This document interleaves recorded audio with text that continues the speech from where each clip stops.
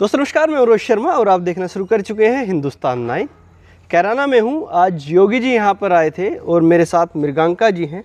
हालांकि बार बार हुकुम सिंह जी का जिक्र हुआ और कैराना में कोई नेता आएगा तो ये लाजमी सी बात है कि हुकुम सिंह जी का जिक्र भी होगा।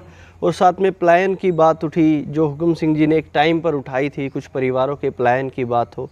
पीएससी कैंप की आज यहाँ पर शिलान्यास करने योगी जी आए थे। मृगांका जी, सबसे पहले तो आपका स्वागत है हिंदुस्तान 9 पर। धन्यवाद रोहित। मृगांका जी, क्या लगता है आज की जो एक ये रैली हुई है, हालांकि हम लोगों का मानना है कि ये रैली चुनावी रैली, इसको हम लोग तो मान रहे हैं, चुनाव से पहले ऐसी रैली करना, इसका क्या फ़र्क रहेगा कैराना में और कैराना के जो क्षेत्रवासी हैं उन पर क्या फ़र्क पड़ने वाला है इसका? आज योगी जी आए थे, पूरे कैराना वासियों में ज़बरदस्त उत्साह देखने को मिला और उन्होंने पीएससी कैंप की स्थापना के लिए शिलान्यास भी किया और साथ ही अनेकों लोक कल्याणकारी योजनाओं का भी लोकार्पण किया है। तो क्षेत्र में एक उमंग भी है और इससे जिस तरह से आज लोगों ने उत्साहित होकर उनका स्वागत किया है, एक विश्वास भी है कि 2022 में फिर से योगी जी ही मुख्यमंत्री बनेंगे और भारतीय जनता पार्टी की सरकार बनेगी। बिल्कुल मृगांका जी, एक चीज़ और मैं नोटिस कर रहा था, जैसे स्टेज पर मृगांका सिंह का नाम आता था या फिर बाबू हुकुम सिंह का नाम आता था तो नीचे से आवाज़ें आती थी बहुत ज़ोर ज़ोर से, बाबू हुकुम सिंह जी अमर रहें, मृगांका सिंह जिंदाबाद। क्या समर्थक थे या खुद से बोल रहे थे या क्या था? वो समझाए हुए लोग बैठे थे उधर कि भैया ऐसा होगा तो आपको ऐसा बोलना है? जी नहीं, मैं श्रद्धेय बाबूजी यहाँ पर लगभग 45 वर्षों तक सक्रिय राजनीति में रहे हैं और कैराना के अपार समर्थन और प्यार से ही वो यहाँ से जनप्रतिनिधि रहे, मंत्री भी रहे और सांसद भी थे। ये उनके जो यहाँ पर योगदान रहा है इस क्षेत्र के लिए, उसी के कारण मुझे भी अपार स्नेह प्राप्त हो रहा है। क्या लगता और है? ये सबकी मन की आवाज़ थी, दिल की आवाज़ थी। ये मन की आवाज़ आपको लग रही थी? देखिए, पिछली बार जब चुनाव हुआ था तो आज मैं बात कर रहा था तो किसी ने कहा कि एक आपसी कलह के कारण हम ये सीट 2 बार छोड़ चुके हैं। परिवार में एक कलह था और उस वजह से ये सीट हारे हैं। अगर परिवार में कुछ ऐसा नहीं होता तो ये सीट नहीं हारते। इससे आम जो लोग हैं उन्होंने ये बातें आज मेरे को कही हैं। मैं बातचीत कर रहा था लोगों से कि भैया क्या है, क्या माहौल है, कि मृगांका सिंह जी आगे आएँ, मेहनत कर रही हैं और आगे आएंगी तो शायद, और परिवार एक जगह रहेगा तो लोग चाहते हैं कि मृगांका सिंह को वोट करें और उनको यहाँ से चुनाव जिताएं। ये कलह क्या निपट गया है? और निपट गया है तो डील किस तरह की होगी? अनिल चौहान से भी मैं बातचीत कर रहा था अभी 2 दिन पहले। तो आपकी तरफ से क्या मानना है कि चुनाव में किस तरीके से उतरेंगे या फिर दोनों तरफ से टिकट मांग रहे हैं अपना अपना, जिसको हो जाएगा उसके बाद देखेंगे? कलह तो समाप्त हो चुका है, ये मैं आपको विश्वास दिलाना चाहती हूँ और मुझे अपने भाई का पूर्ण समर्थन है और बाकी जैसा पार्टी निर्णय लेगी। समर्थन है पूरा, ये विश्वास भी है? मेरे दिल की आवाज़ है, मेरा दिल का विश्वास है, पूर्ण समर्थन है। क्योंकि पिछली बार जो हुआ था वो सबसे छुपी नहीं है बातें। जी, जो पिछली बार हुआ वो पास्ट है और एक सैड पास्ट है और उस कारण हम लोग चुनाव भी हार गए, परंतु अब आगे ऐसी कोई घटना नहीं होगी, ये मुझे पूरा विश्वास है। तो मृगांका जी, कितना लगता है, देखिए जब बाबू हुकुम सिंह जी घर से निकलते थे तो उनके पीछे कोई हिंदू मुस्लिम नहीं देखता था। जब वो बातचीत करते थे तो मुस्लिम लोग भी उनसे जुड़ते थे, हिंदू लोग भी उनसे जुड़ते थे। और कैराना का चुनाव कहीं ना कहीं, कैराना जो ये जगह है, ये आज भी बात हुई, पलायन की बात हुई, मुजफ्फरनगर दंगों की बात हुई, बड़ी बड़ी बातें आज मैं सुन रहा था। स्टेज से हर कोई आ रहा था तो वही बातें हर कोई बता रहा था। हालांकि इसकी बिसात बाबू हुकुम सिंह बिछा के गए थे कि भैया जो लोगों ने पलायन किया है उनके बारे में देखा जाए, सोचा जाए। तो आज वही सब बात हो रही थी। ये हिंदू मुस्लिम पर कितना घूमेगा यहाँ का चुनाव, आपको कैसा लगता है? देखिए, पलायन तो एक सत्य है। पास्ट में पिछली सरकारों के कार्यकाल में यहाँ पे अनेकों परिवार छोड़ के चले गए, ये तो आप वेरीफाई भी कर सकते हैं। वो कोई चुनावी मुद्दा या कोई ऐसी बात नहीं है, वो सत्य रहा है और अतीत रहा है कैराना का। तो जो मेरा क्वेश्चन था शायद आपने टाल दिया, चुनाव हिंदू मुस्लिम के आसपास कितना घूमता नज़र आएगा?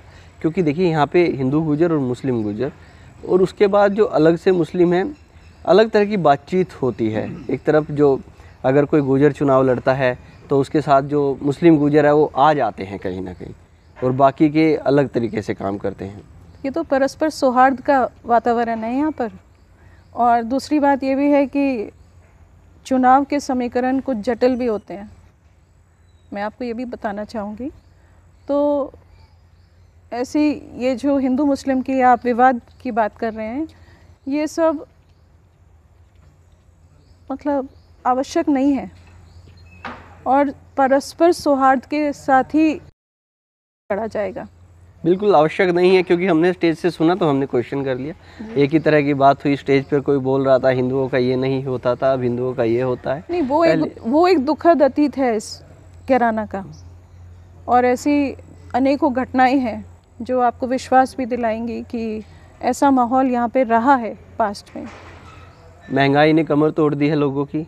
पेट्रोल हालांकि अब आपने कुछ एक्साइज ड्यूटीज वगैरह वैट घटा दिए हैं, उन पे कम हो गया है। डीजल भी कम हो गया है। गांव में आप जाते होंगे, खेतों में किसान हैं, मोस्टली लोग किसान हैं यहाँ के। गन्ने का पेमेंट नहीं आता है, बिजली का बिल इतना आ जाता है कि भैया परेशान हैं लोग बहुत ज़्यादा। ऊपर से कोई गांव तो ऐसा है जिसमें उनके बताते हैं लोग, मैं बातचीत करता हूँ कि भैया बिजली वालों की जो वसूली चल रही है ना, वो इतनी ज़बरदस्त चल रही है, क्योंकि उत्तर प्रदेश में लोगों को इस तरह की आदत नहीं थी इतने बिल भरने की।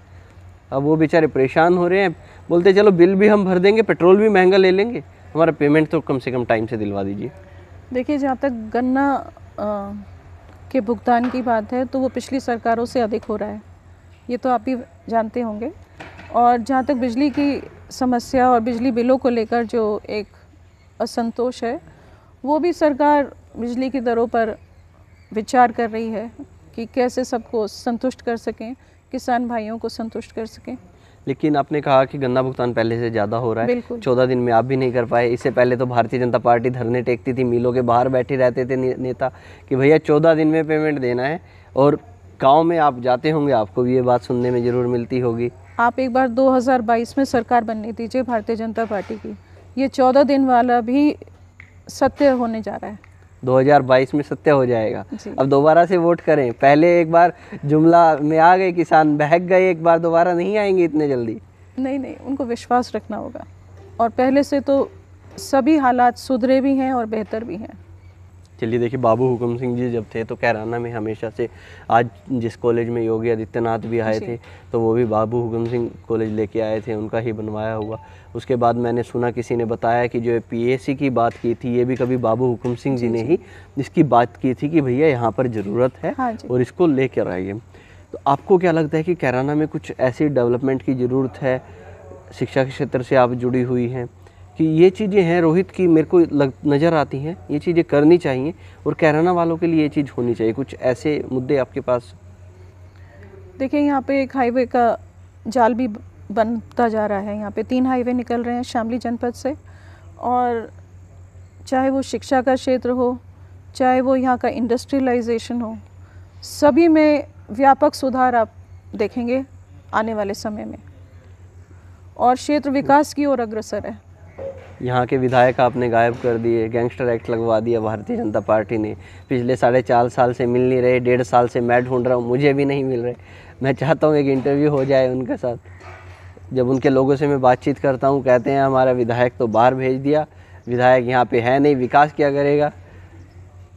वो अपने निजी कारणों से ही लापता रहे होंगे, बाकी जो भी उनके कहते हैं कि ये रंजिश में कर दिया, बैर विरोध की राजनीति में विधायक को लपेट दिया भारतीय जनता पार्टी ने। क्रियाकलाप ऐसे रहे होंगे, उनके क्रियाकलाप लगता है आपको ऐसे रहे होंगे? मे भी, जब ऐसे आरोप लग रहे हैं तो रहे होंगे। नहीं, आप भी विपक्ष के नेता हैं यहाँ पे, आपको भी आवाज़ उठानी चाहिए, विधायक दिखते नहीं हैं। जनता उठा रही है, जनता ढूंढ रही है उनको। आपके भी वैसे कुछ बनते हैं कि आप भी लगातार आवाज़ उठाते रहें लोगों की, क्योंकि जनता तो आवाज़ उठा ही रही है। आप बातचीत करें कि विधायक हैं नहीं, क्योंकि मैं देखता हूं तो कभी कभार एक आध बार ऐसा होता है कि कोई बोलता है कि भैया विधायक नहीं है। जैसे 2 दिन पहले अनिल चौहान से बातचीत की तो उन्होंने बड़े किस्से सुनाए उनके, कि कभी एक बार हिंदुओं के लिए कुछ बोल दिया था, हिंदुओं से सामान मत खरीदिएगा, ऐसा कहकर फिर से गायब हो गए। ऐसा कुछ हुआ था एक किस्सा, कुछ यहाँ पर रेडी पटरी वालों की कुछ ऐसी चीज़ें हो रही थी। अच्छा मृगांका, चलिए ये तो अलग विषय है, इस पे बातचीत करेंगे तो लंबा चला जाएगा। देखिए, किसान विरोध में है, महंगाई है, अलग अलग जगह पे बहुत सारे लोग विरोध करते नज़र आते हैं, इसके बावजूद भारतीय जनता पार्टी आपको कैसा लगता है कि 2022 में पार पा पाएगी? देखिए, लोगों का अटूट विश्वास है भारतीय जनता पार्टी की सरकार में, और जिस प्रकार से लोग लाभान्वित हुए हैं, चाहे वो प्रधानमंत्री आवास योजना हो, आम जनजीवन प्रभावित हुआ है, और अभी कोरोना काल में भी जिस प्रकार से उत्तर प्रदेश की सरकार ने हमारे माननीय योगी जी के नेतृत्व में जिस तरह से सहायता करी है गांव में गरीबों की, चाहे वो अन्न योजना है या अन्य भी किसी भी प्रकार का, आप देखिए एक आम आदमी को तो मदद ही चाहिए ऐसी परिस्थिति में, और सरकार उनको अपने द्वार खड़ी पाई है। तो पब्लिक का विश्वास है सरकार की सुशासन में और अच्छी नीतियों में।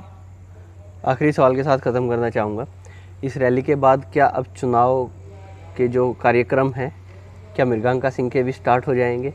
क्या अब मृगांका सिंह कैराना में और कैराना के गांव में लगातार कार्यक्रम करते नज़र आएंगे? जी, हम तो पार्टी के कार्यकर्ता हैं, पार्टी की नीतियों का, पार्टी के विचारों का प्रचार प्रसार करते रहेंगे।